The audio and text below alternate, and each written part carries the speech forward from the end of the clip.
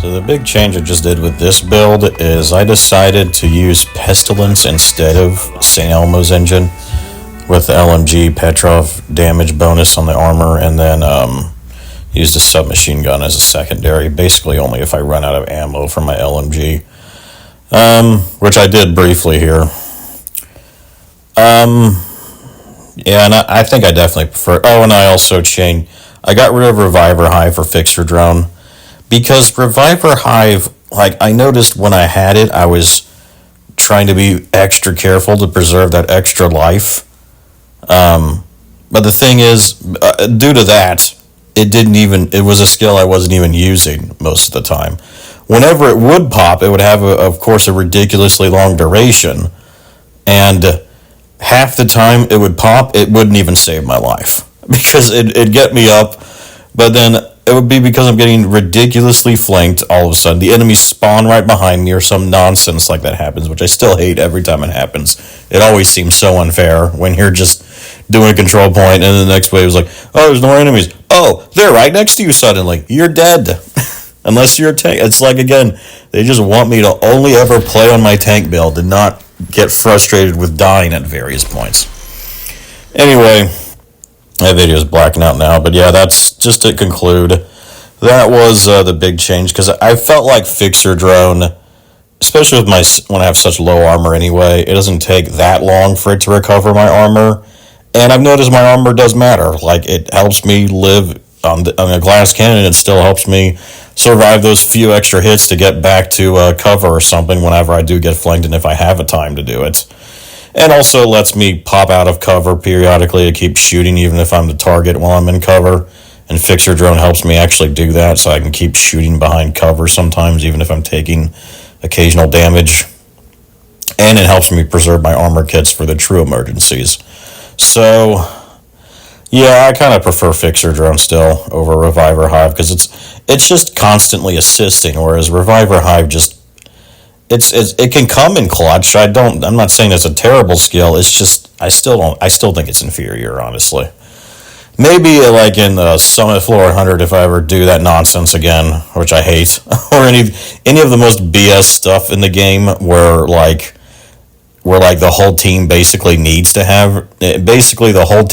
be straight DPS. And then because of that, the whole team needs to just be straight Revive Hive or something like that. So everybody can be getting everybody up, basically.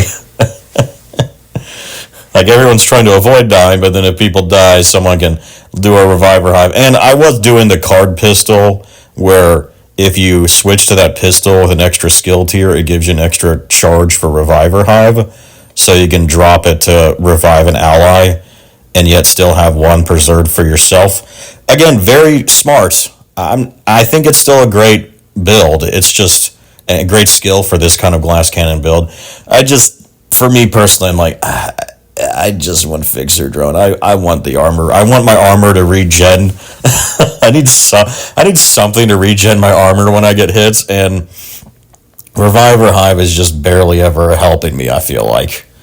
In solo, which is where I feel like it would most help, and then also in groups. Of course, this guy's mostly used for groups, because I just do these videos to show, hey, he's still good solo, which is true. It's just, you have to be so careful, and you still will inevitably die. Like, you're just going, death will be part of the build, fortunately.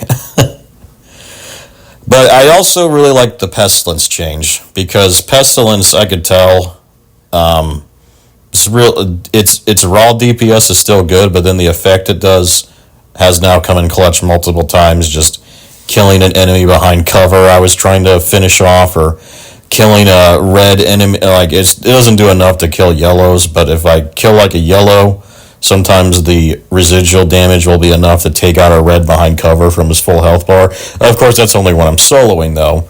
But then in group play, theoretically, you should be able to stack up more ranks of Pestilence, though, since you're not hopefully the target constantly, so you can be concentrating your fire more on enemies, especially if you're in like Countdown or something like that. So yeah, I really like that, and the submachine gun I chose seems to also be perfect for the build and just as a secondary to use. I'm still wondering if I want to use an assault rifle just to have more range, because that's the thing. It's like I try to fight at range with this guy more often because of how frail he is. But anyway, that's kind of the build right now. Still using, of course, Striker, Coyote Mask. The Striker backpack, I think, has the best buff. I don't use the plate, as you see. Like, I would never use the plate because the plate sounds good on paper, but then you will never get those stacks. Like, it doubles the amount of stacks you can get, yeah, and you'll almost never get them. In rare situations, in like a full team, when you're not the target at any point, and it's some really bullet sponge enemies, so you're able to shoot them for a ridiculously long time, and then you can get, twice as much damage, I would assume, by getting those stacks going. But outside that, which would be incredibly rare, you even in solo and in group, you almost never will be able to get those stacks. So, and then they go down even faster, of course, than the other stacks. So yeah, I don't like that Striker. I don't like the Striker chestplate buff. I think it's crap. But the backpack one is like definitely the best. So that's what I use pretty much.